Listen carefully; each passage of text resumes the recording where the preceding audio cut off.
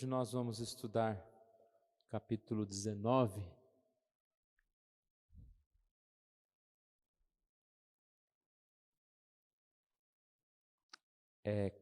Da lei de Deus. Quando a gente fala, da lei, muitas vezes existe um conceito errado, dizendo que a lei já não é mais importante, de que a lei ela cessou. Tinha até um gráfico antigo que falava Velho Testamento, o tempo da lei, Novo Testamento é o tempo da graça, E a gente tem que tomar muito cuidado com essa definição, porque depende do que nós estamos falando. Nós sabemos que a Bíblia fala sobre o fim da lei, mas quando ela fala sobre essa questão do fim da lei, está falando a respeito da lei como pacto de obras, como lei para a salvação. Então nós temos a lei, como nós cantamos há pouco, como nós lemos, perfeita. Deus fez a lei. Então tudo que se engloba a vontade e a verdade de Deus. Só que com a queda do homem nesse pacto feito com ele, das obras que ele deveria guardar, essa possibilidade de cumprirmos a lei, ela foi extinta, porque nós somos pecadores. Então, nós vivemos no pacto da graça, no sentido de que nós somos salvos pela graça.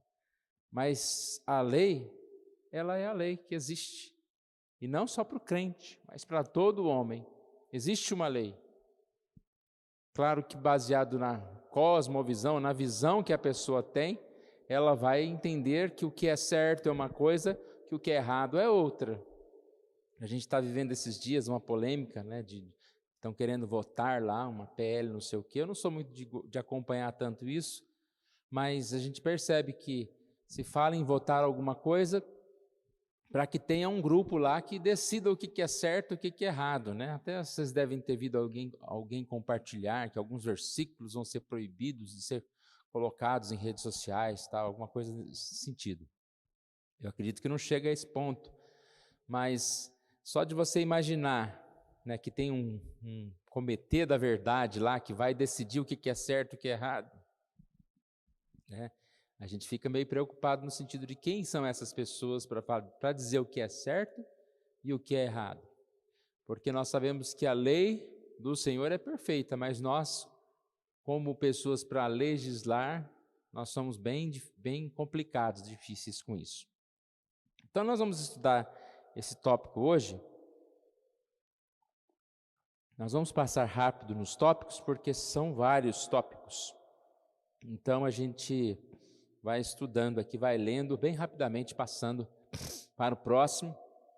Sempre eu coloquei essas partes em amarelo como uma parte de resumo. Deus deu a Adão uma lei, como um pacto de obras. Por esse pacto, Deus o obrigou, bem como a toda a sua posteridade, a uma obediência pessoal, inteira, exata e perpétua. Prometeu-lhe a vida sob a condição de ele cumprir a lei, e o ameaçou com a morte caso ele violasse, e o dotou com poder e capacidade para guardá-la. Então, essa primeira parte fala um pouco do que eu já afirmei há pouco, que a lei de Deus foi dada, sempre existiu. Ela foi dada a Adão,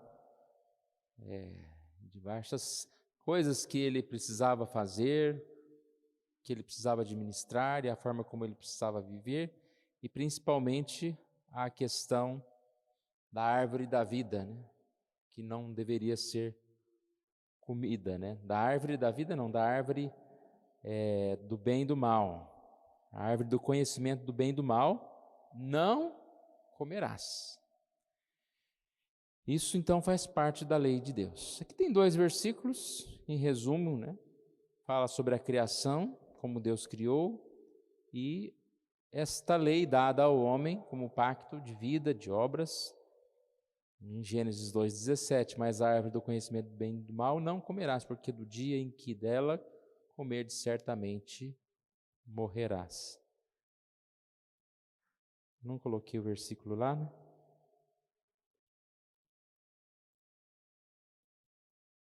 Ajuda aí, Thales.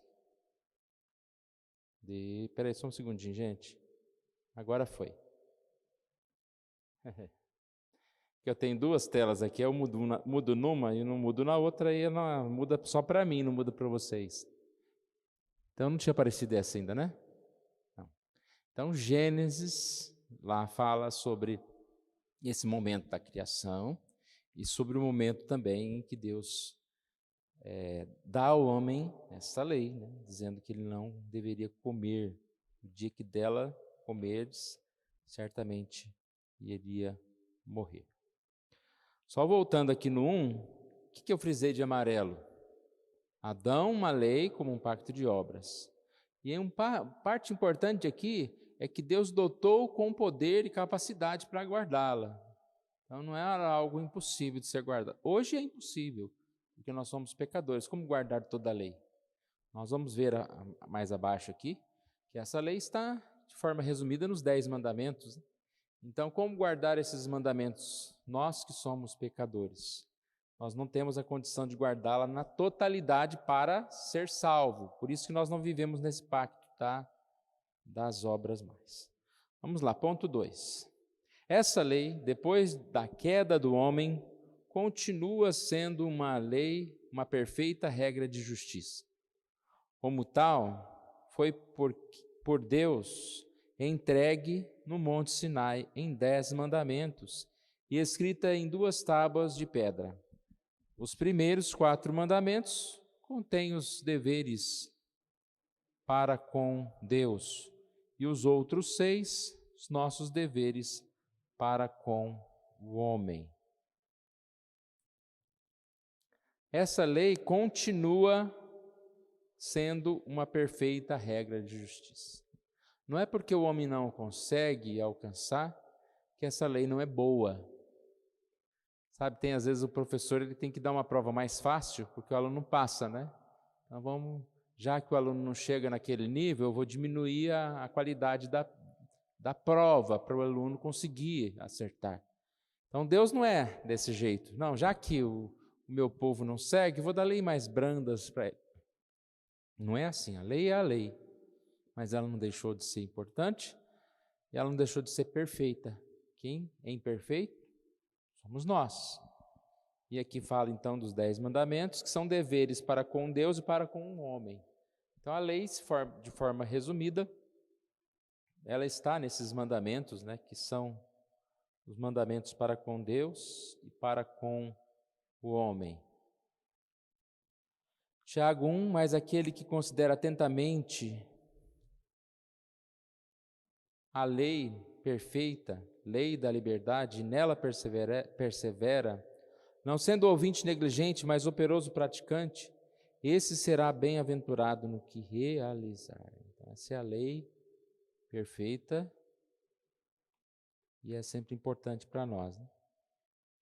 Nós tivemos uma aula, uma lição de escola dominical, uma revista inteira falando sobre a lei, e a gente frisou muito que a lei não é uma coisa ruim, né? Porque às vezes a gente tem essa ideia de lei que vem para censurar, que vem para nos punir, que vem para não deixar a gente ser o que a gente quer, fazer o que a gente quer, né?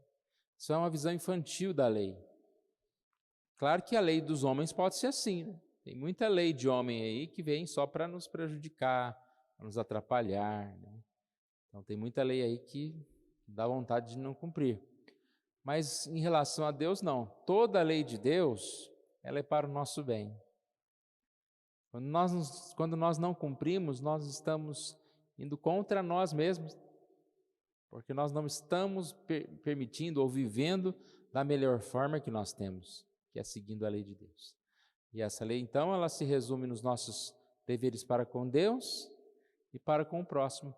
E aí a gente vai perceber, né? Quando a gente desobedece a Deus, a gente perde nós mesmos. Quando a gente não vive em comunhão com o nosso próximo, a gente está perdendo também, ou fazendo alguém perder. Isso tudo não é bom. Mateus 22 aqui fala um pouquinho sobre esse resumo da lei, né? Jesus respondeu: amarás o Senhor teu Deus de todo o teu coração, de toda a tua alma, de todo o teu entendimento. Este é o grande primeiro mandamento. Segundo, semelhante a este, amarás o teu próximo como a ti mesmo. Destes 2 mandamentos dependem toda a lei e os profetas. Desses 2 mandamentos. Então, em momento algum, Jesus vai falar, não precisa cumprir mais lei nenhuma. A gente vai ler um versículo daqui a pouco, que todo mundo conhece, que Jesus diz, eu não vim para abolir, né, para terminar com a lei, eu vim para cumprir. E essa lei, ela é sempre e sempre será importante, né, para a nossa vida.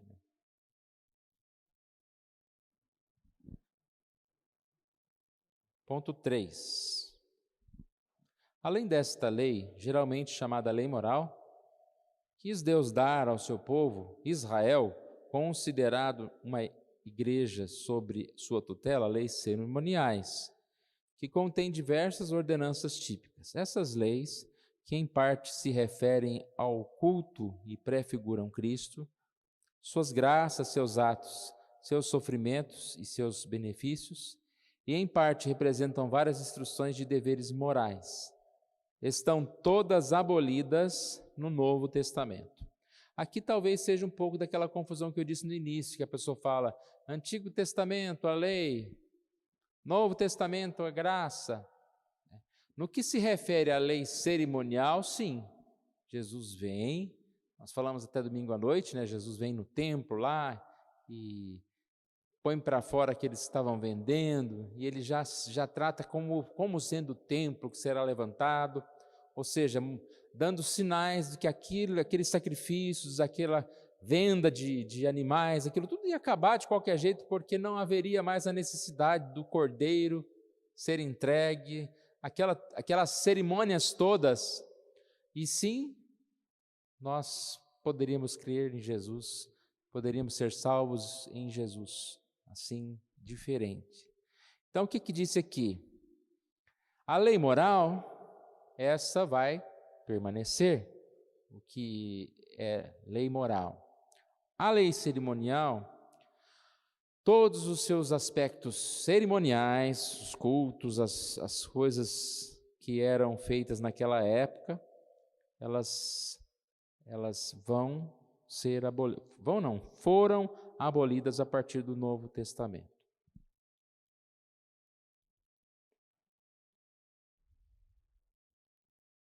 Tiago 1:25, mas aquele que considera, isso eu já li, né? É para baixo aqui, só um segundinho.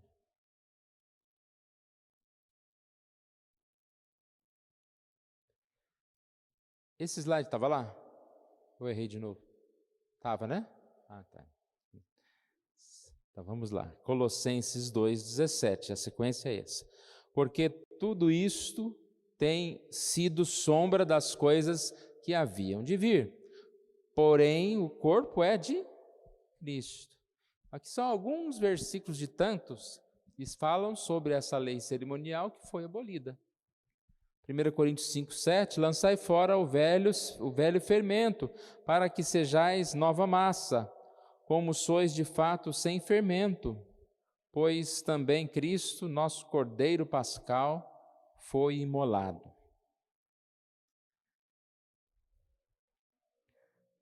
Há várias leis, várias situações, várias coisas que são dessa lei cerimonial e não são mais, digamos assim, né, usadas e não são mais importantes, nesse sentido cerimonial. 4. A esse mesmo povo, considerado como um corpo político, Deus concedeu diversas leis judiciais que deixaram de vigorar quando o país daquele povo também deixou de existir e que agora não obrigam a ninguém além do que exige a sua equidade geral. Lei moral permanece, lei cerimonial tudo cerimônia relacionada aos sacrifícios, sacramentos, dietas, aquela comida lá, né? Que não pode comer, o que pode comer. Tudo isso é cerimonial. E aqui é mais uma coisa, aspectos judiciais também cessaram. O que são esses aspectos judiciais aqui? Se você olhar lá, Êxodo 21 e Êxodo 22, por exemplo, são 2 capítulos quase inteiros. Sabe aquela questão se o boi do vizinho vier e matar o outro boi ou matar não sei o quê. Aí tinha todo um aspecto legal. Os juízes, é como a junção da igreja e o Estado. Quem julgava os problemas, os assaltos, as coisas que aconteciam, era a própria igreja, era tudo relacionado. Então essas leis judiciais, elas não mais existem, no sentido que deixaram de ter esse mesma importância, né? Hoje em dia a gente é julgado pelo juiz aqui da terra, nós moramos num país, tem um sistema judicial, né? A igreja não julga essas coisas. A igreja ainda tem o seu aspecto da disciplina de um membro, mas em relação a questões diferentes, né, do que era naquela época, quando tudo era julgado.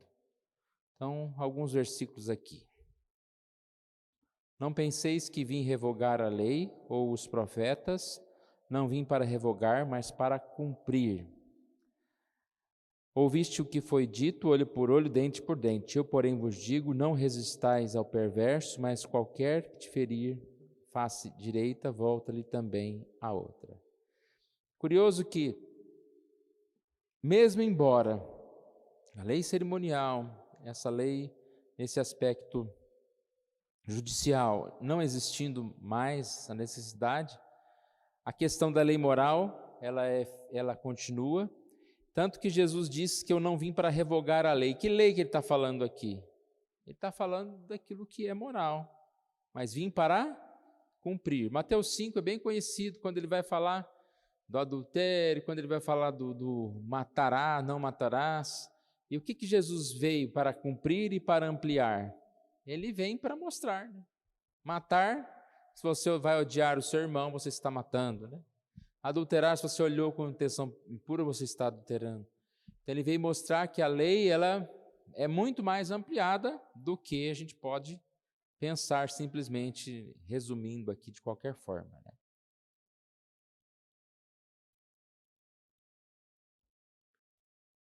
Cinco. A lei moral obriga a todos a prestar-lhe obediência para sempre, tanto as pessoas justificadas quanto as demais. E isso não somente por causa da matéria nela contida, mas também pelo respeito à autoridade de Deus, o Criador que a deu. Cristo no Evangelho de modo algum desfez esta obrigação, antes a confirma. Repare então que os tópicos da confissão de fé, eles vão meio que reforçando aquilo que foi dito anteriormente. Então aqui mais uma vez ele termina dizendo, né, que Cristo de modo algum desfez a obrigação. Que obrigação?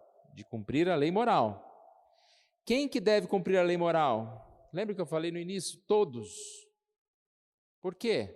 Porque ela é a lei de Deus, ela é feita por uma autoridade que é Deus. Por que você cumpre uma lei na sua cidade ou uma lei de trânsito? Porque tem uma autoridade que instituiu aquela lei. E ela, de certa forma, ela é superior a você. Então, quem tem que cumprir? Todo mundo que passar na estrada. Quem tem que cumprir as leis da cidade? Pagar os impostos? Todo mundo que mora naquela cidade, né? Deveria ser assim. Então, quando se fala das leis de Deus, que nós resumimos aqui nos 10 mandamentos, né? Leis, deveres para com Deus, para com o próximo, amar a Deus, amar ao próximo, quem deve cumprir isso? Todos nós. Mas nem todos cumprem e ninguém cumpre na totalidade. Mas não por isso deixa de ser uma obrigação de todos nós.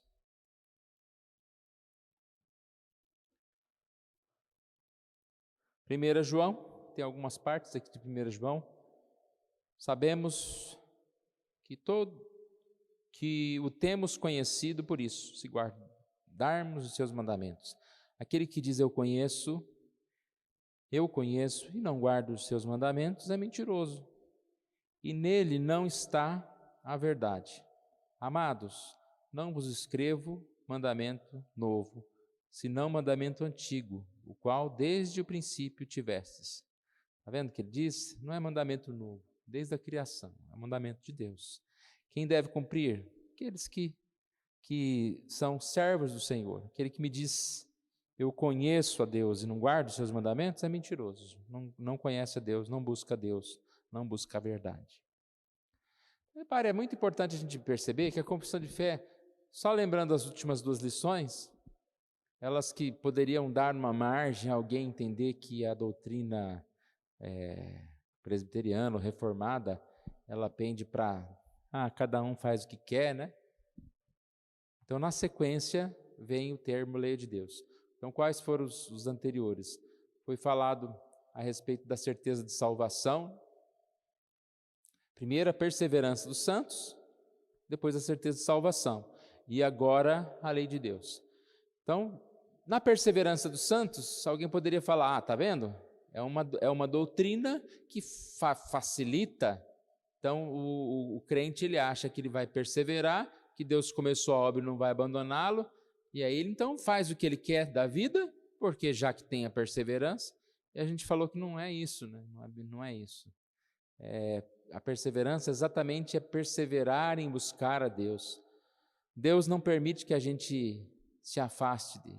Quando diz aqui nós cantamos, Deus não desiste de nos amar, Deus não desiste de você, não é só simplesmente ele pegando a gente e não se importando com a gente, no sentido de que nós podemos viver de qualquer forma, mas é em cuidar da gente como filhos, em nos educar, nos ensinar, em nos levar para o caminho dele. Quando falamos sobre a certeza de salvação, mais uma vez, a certeza de salvação não está baseada em simplesmente argumentos simples, né? Porque eu creio, eu sou de família de Deus, aí eu sou crente.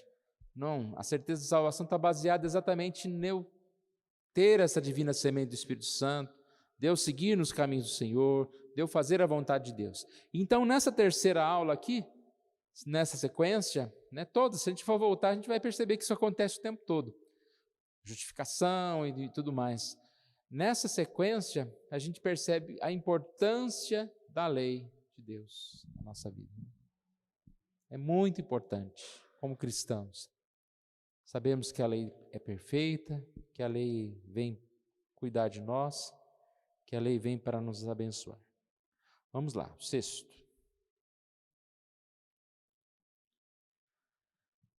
Embora os verdadeiros crentes não estejam sobre a lei como um pacto de obras, para serem por ela justificados ou condenados, contudo ela serve de grande proveito, tanto a eles como aos demais.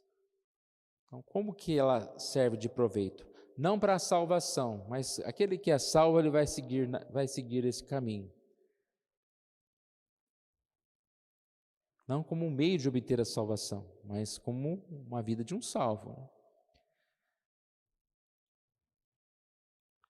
Serve de grande proveito. Então vamos ver. Como regra de vida, ela lhes informa a vontade de Deus. Como saber a vontade de Deus? Pela lei de Deus. As pessoas vão falar, não sei a vontade de Deus. Ou foi vontade de Deus. Espera aí, vontade de Deus você fazer isso errado, desse jeito? Você está enganado. Não é a vontade de Deus. Se está fazendo coisa errada, não vem com essa, né, de que eu busquei a Deus, Deus me mostrou esse caminho. Não, está errado. Então, informa a vontade de Deus, o dever que eles têm, os dirige e os obriga a andar segundo a retidão, descobre-lhes também as pecaminosas poluições de sua natureza, do seu coração e da sua vida, de maneira que, examinando-se por meio dela, alcançam mais profunda convicção de pecado, maior humilhação por causa dele e maior aversão a ele é o pecado. Ao mesmo tempo, dá-lhes mais clara visão da necessidade que tem de Cristo e da perfeita obediência dele. Então, informa a vontade de Deus e vai informar o quê? Que nós somos errados. Aqui é um grande motivo para as pessoas não gostarem de estudar a Bíblia. Você vai estudar um negócio que vai informar os seus defeitos, vai mostrar o que você não está fazendo corretamente, que vai apontar? Mas é para o nosso arrependimento e para o nosso bem. Ao mesmo tempo, lhes dá uma clara visão da necessidade que tem de Cristo e da plena obediência dele. Tem mais esse pedacinho, é um ponto grande, penúltimo.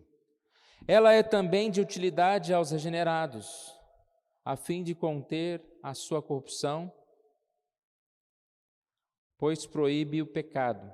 As suas ameaças servem para mostrar o que merecem de seus pecados e quais as aflições que por causa dele devem esperar nessa vida, ainda que estejam livres da maldição ameaçada